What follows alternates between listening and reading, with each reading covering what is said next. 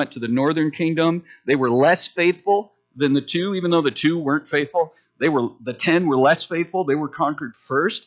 And so Assyria, Jonah is sent to the Assyrian people before this all happens. But Assyria is starting to dwindle in power. They had put a puppet king in place, and Assyria had begun to dwindle in power, so there's not one big king. There's a bunch of little kings over the provinces, so the king of Nineveh. But Jonah is sent to Nineveh, these Assyrian people, and we'll just start at verse 1, and then we'll read through 6 today. Now the word of the Lord came to Jonah, the son of Amittai, saying, "Arise, go to Nineveh, that great city, and call out against it. For their evil has come up before me." But Jonah rose to flee to Tarshish from the presence of the Lord. He went down to Joppa and found a ship going to Tarshish. So he paid the fare and went on board to go with them to Tarshish, away from the presence of the Lord. But the Lord hurled a great wind upon the sea, and there was a mighty tempest on the sea, so that the ship threatened to break up. Then the mariners were afraid, and each cried out to his God, and they hurled the cargo that was in the ship into the sea to lighten it for them. But Jonah had gone down into the inner part of the ship, and had lain down and was fast asleep. So the captain came and said to him, "What do you mean, you sleeper? Arise, call out to your God. Perhaps the God will give a thought to us that we may not perish." Crazy, right? God sent Jonah. He said, the word of the Lord came to Jonah. And remember last week we said God speaks to people. He speaks to individuals. And in this, he sees justice. He sees injustice. He will take into account everything that he sees. But in speaking to Jonah, he says to Jonah, "Go, arise, call out the evil in that city." And so get up, go and call it out. Their evil has come up before me. Jonah flees. Now, as he's fleeing, he buys passage into the ship. He buys out the whole ship. So it's costly in multiple ways. We'll see how costly it becomes. We're going to talk about this today. But Jonah goes onto the ship after he buys out all of the fares, and he goes down into the bottom of the ship, and he goes to sleep. And God hurls, the Lord hurled a great wind. When you think of the word hurl, he sent it. Like, that's what this means. God sent it. Like, we talk about the word sent today, right? Like, what are you going to do? Oh, I'm going to send it. Russell Wilson throws it. You ever watch him throw some of those? I know it's a bad topic this week, but you ever watch how he throws a football sometimes? I'm amazed that guys can catch it. He just sends it. It's like a rope. Or think about your anger at times when you're ready to just send it to somebody. You're ready to just let them have it. And so it's this idea that God hurls. Like, I can't imagine what it means for God to hurl something. Like, think about hurling a spear, hurling a javelin. When you think about, like, if I were to hurl something today, I'd probably pull something. But the idea that God hurls this storm, it's intense. It's powerful. So God sends, he hurls this great wind upon the sea. Now, we had great wind last week, right? It was nothing. It was nothing compared to this. It's so much that seasoned sailors, an international crew of seasoned sailors, were freaking out. So God sends this great wind upon them, a mighty tempest. He sends it, and what happens? Is the ship about to break up? My version says the ship threatened to break up. Like, think about that. The author personifies the ship. The ship is threatening to break up. It's not a passive verb. The ship itself. And as I'm reading this, I'm kind of like wigged out. Like, that's not biblical. Like, ships don't have personalities, do they? They're not, we christen them, we give them a name, we hit the bow with a bottle of champagne and off it goes, right? And it's given a name. And, a captain, you watch what's the Jack Sparrow movie, the Pirates of the Caribbean, and the ship is part of them, right? Well, in this case, what is the ship threatens to break up. Don't miss what the author of Jonah is saying here. Who rules over the wind and the waves? Who rules over all of creation? Psalm 24. Check this out. Turn to the left, Psalm 24. I'm going to go to the left side of the stage, right? Ex nihilo, God ex nihilo, out of nothing. God spoke, right? Genesis 1, in the beginning, God said. God spoke creation into existence. Where does matter come from? God spoke. How did it happen? Oh, it was dark matter crossing over and there was this explosion. Okay, God spoke. However, mechanisms were put in place, God spoke. You always have to go back to initial cause. And so, Christianity is not anti-science. There's so many people who are like, oh, you're a Christian. You just believe in, sky God and, why it's not just the flying spaghetti monster. No, God spoke. He is the initial cause. He is the prime mover. He is the one, all-powerful, omniscient, transcendent, okay? So all-powerful, omnipotent, omnipotent, all-knowing, omniscient, omniscient, omnipresent, ever-present, always present everywhere. So this God who is so far above our thinking, who has no need, who has no reason, he has no cause, spoke into existence all of creation. Psalm 24 says, the earth is the Lord's in the fullness thereof, the world and those who dwell therein. For he has founded it upon the seas and established it upon the rivers. So right there, we get Genesis and God's transcendence over his creation. He is other. He's not like you and me. When I create, I use things to create. Right? If you're a builder, you use wood, you use rock, you use concrete, you use rebar, you put things in place, you mix things together, you nail things, you screw things, you create something out of things that have already been created. If you're a baker, you get flour, you get eggs, you get milk, you get sugar, you get more sugar, chocolate, and you bake, right? But you assemble those things to make something. God, out of nothing, spoke. And it was.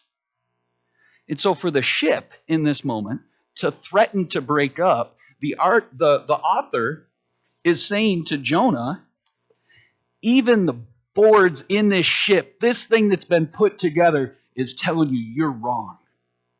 You're going the wrong way.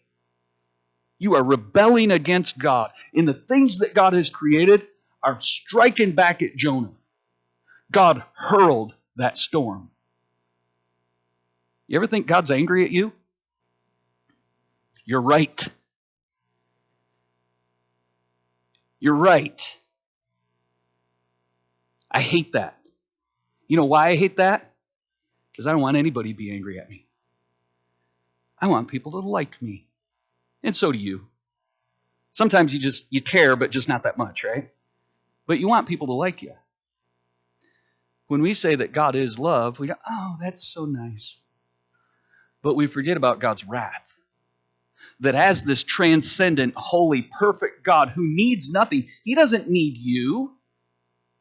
He doesn't need your money. He doesn't need your gifting. He doesn't need your worship. He doesn't need you. I hate that. I need to be needed. I'm important. And so are you, right? You got things to do. You got an agenda today. But God, in his holiness, recognizes our sinfulness and our lack and our rebellion against him. So sometimes the things that happen in our life and in our world happen because we are in rebellion against God. Not always, but sometimes.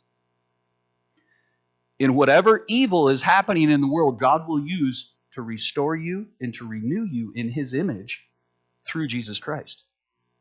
Otherwise, we got a problem with evil, don't we? Because otherwise, if God is not overall, then he's in this kind of Taoist thing, right? You know, the little yin and yang. The little black and white circle with the two eyes and the little pollywogs that chase each other. Because when evil gets big, well, guess what? Good's got to get just as big. And if good gets big, then evil's got to get big. And God's not that way. He's over it all.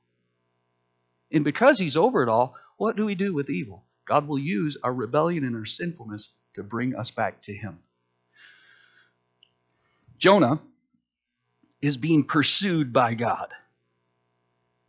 He's rebelling against God.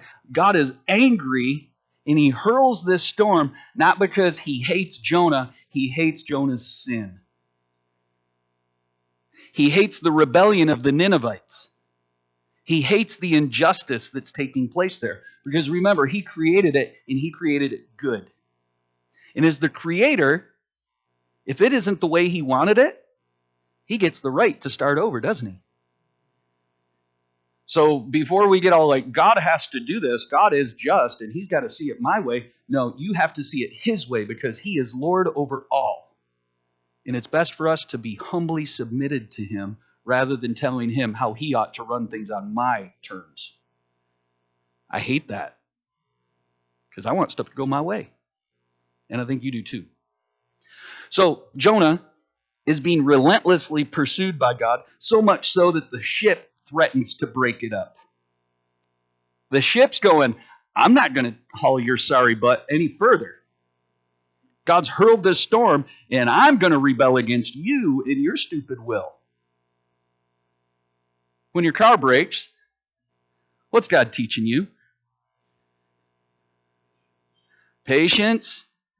Could be trust? Is he telling you you're a lazy, deranged, good-for-nothing derelict that is sinful? Yeah, in some way, shape, or form. Now, it might not be that specific incident that's teaching you that, but God will teach you to trust him more in that. He's going to have a relentless pursuit of you the same way he did Jonah. You say, well, wait a minute. I'm a Christian. I have all that God has offered. You absolutely do. And you are still a rebellious person, as am I. Why Paul says in Romans 7, what I want to do, I don't do. What I don't want to do, that's the very thing I do. Who can save me from this body of death? Paul's wrestling with his sanctification, as are you and I. So God pursues, and check this out in Romans 8. This blew me away this week when it comes to God's relentless pursuit and the ship threatening to break up. Romans 8:18. For I consider that the sufferings of this present time are not worth comparing the glory that's to be revealed to us. For the creation waits with eager longing for the revealing of the sons of God. This creation that God spoke into existence, that is experiencing the rebelliousness of sin, longs for God's restoration. But the sufferings of this time aren't worth comparing to what God will reveal in us eventually. Because as we suffer through and we depend on him and we trust in Jesus Christ, more and more that will be revealed in the sons of God. For the creation was subject to futility, not willingly, but because of him who subjected it, in hope that the creation itself will be set free from its bondage to corruption and obtain the freedom of the glory of the children of God. For we know that the whole creation has been groaning together in the pains of childbirth until now. And not only the creation, but we ourselves, who have the first fruits of the Spirit, groan inwardly as we wait eagerly for adoption as sons, the redemption of our bodies. For in this hope we were saved. Now hope that is seen is not hope, for who hopes for what he sees? But if we hope for what we do not see, we wait for it with patience. Likewise, the Spirit helps us in our weakness. For we do not know what to pray for as we ought, but the Spirit himself intercedes for us with groanings too deep for words. And he who searches hearts knows that what is the mind of the Spirit, because the Spirit intercedes for the saints according to the will of God. And we know that for those who love God, all things work together for good, for those who are called according to his purpose. For those whom he foreknew, he also predestined to be conformed to the image of his Son, in order that he might be the firstborn among many brethren. And those whom he predestined, he also called. And those whom he called, he also justified. And those whom he justified, he also glorified. The ship's threatening to break up. It's groaning, but God is still at work.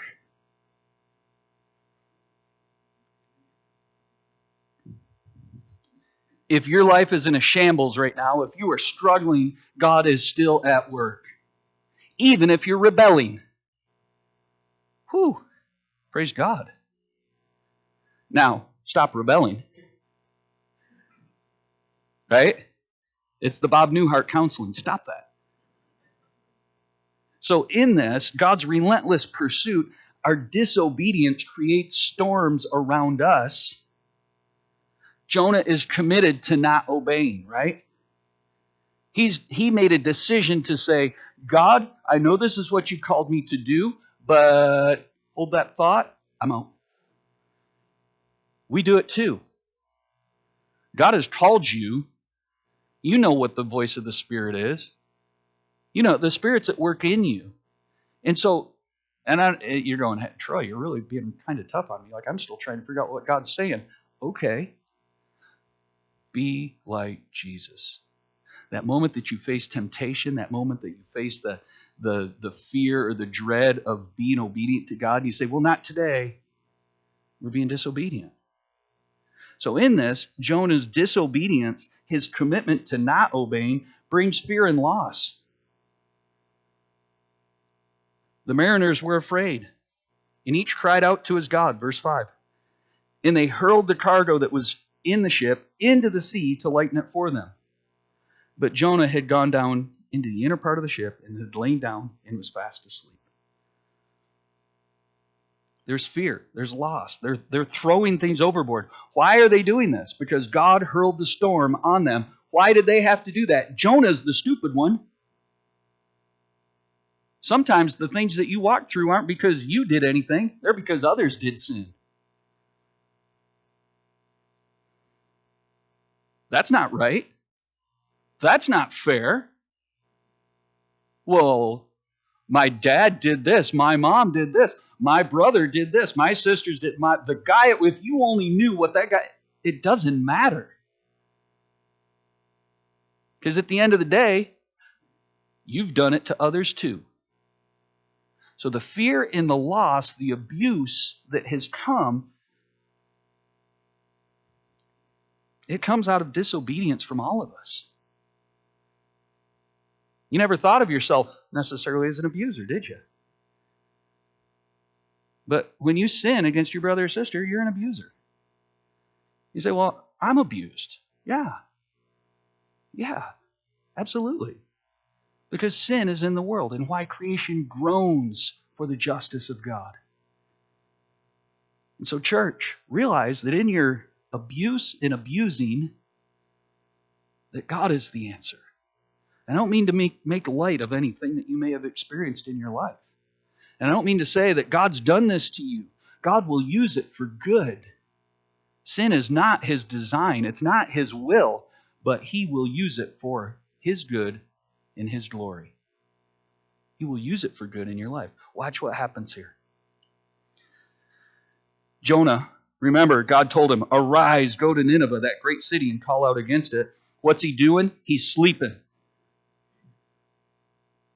There's a storm blowing and going outside. He's in the very bottom of the ship. If the ship goes down, who's the first to go? Jonah. He ain't getting out. He's at the bottom, napping. Why? Is it depression? Is it avoidance? A couple months ago, I told you maybe you just need to take a nap. Because some of you are so busy doing things for God that you just need to take a nap. But in that, make sure you don't miss the fact that your nap may be avoiding what God's speaking to you. Don't sleep away to get away from your problems. Don't find them in the bottom of a bottle. Don't find them at the bottom of a bag of chips or the empty plate of brownies. Find your hope in God alone. And so Jonah is avoiding what God has called him to do. He told him, arise, go to Nineveh, that great city, and call out against it. But Jonah goes down, he's fallen fast asleep. He's so selfish in this moment. He's so apathetic in this moment. And the captain comes to him. Here's a pagan captain, and he says, what do you mean, you sleeper? The captain tells him what God told him to do. Arise, get up, and cry out to your God. The pagan heathen captain knew what the believer was to do. He knew better than what Jonah needed. Jonah was sleeping when he knew what God had called him to do. God reveals to the pagan captain, this is what this guy's supposed to be doing. He misses a complete and total opportunity to witness because he's so wrapped up in his own selfishness. Church, it's us. It's us. Say, dude, you're kind of harsh this morning. This is us. We're comfortable. Arise. What do you mean, you sleeper? Arise, call out to your God. Perhaps the God will give a thought to us that we may not perish. Why are we so apathetic and selfish? Why was Jonah? He didn't believe God. He didn't believe that God would be faithful to him. He knew God would be faithful to his purposes, but he didn't believe that God would be faithful to him as an individual. He was selfish. He wanted what he wanted. He wasn't concerned with God's kingdom. He was concerned with his own well-being. He didn't want to go to Nineveh. He didn't like those people. They were the enemies. They were the oppressors, the abusers. They were the ones that were tyrannical and harsh in their torture of people. I don't want to go to them. They'll hurt me. It won't do me any good. God, you'll redeem them. I know you will because that's who you are. So he doesn't believe God. He doesn't trust him. And so he absurdly rebels. He knows that God, he as a prophet knew the Old Testament. He'd studied it. And so he rebels in that absurdly. He's the last to respond to what God is doing as the believer. And so, church, I'm watching this in our news cycle right now, where you see so many people claiming to be Christians and not being Christ-like. And you can say, what if, till the end of the day, or what about? But the fact is that we need to be the people like Jesus, regardless of what part of the aisle you come from. He lost his witness because he hated the Ninevites. And in losing his witness, he couldn't even witness to a pagan group of people until God caused a supernatural disaster to come upon them, and they cry out to God for mercy. They don't know which God. And so for us, many times today, we don't know which God we're crying out to. We say it's the God of the Bible because maybe we grew up in church. Maybe we had somebody that taught us the Bible, but we haven't got this relationship with God where we say, you are the one over all, and I submit to you. We don't have a relationship with Jesus necessarily to be able to say, I'm not going to be absurd and follow the ways of this world. I'm going to be humble and follow your way because you're above all. You transcend everything. God's purposes are affirmed to Jonah. He didn't give up. God didn't give up on Jonah. He didn't say, well, he's not going to do what I wanted him to do, so skip it, I'll go on to somebody else. He said, no, I'm going to stick with this guy. But it's going to be uncomfortable for him. We'll see how uncomfortable next week. But what would it have been as uncomfortable for Jonah if he'd been obedient in the first place? We don't know. Maybe he'd gone to Nineveh and gotten whacked. Maybe. We don't know. But the fact is, he wasn't obedient, and God stuck with him to say, I'm going to hurl a storm on the sea, and now I'm going to provide in God's perfect justice and mercy. He lets those mariners know who God is.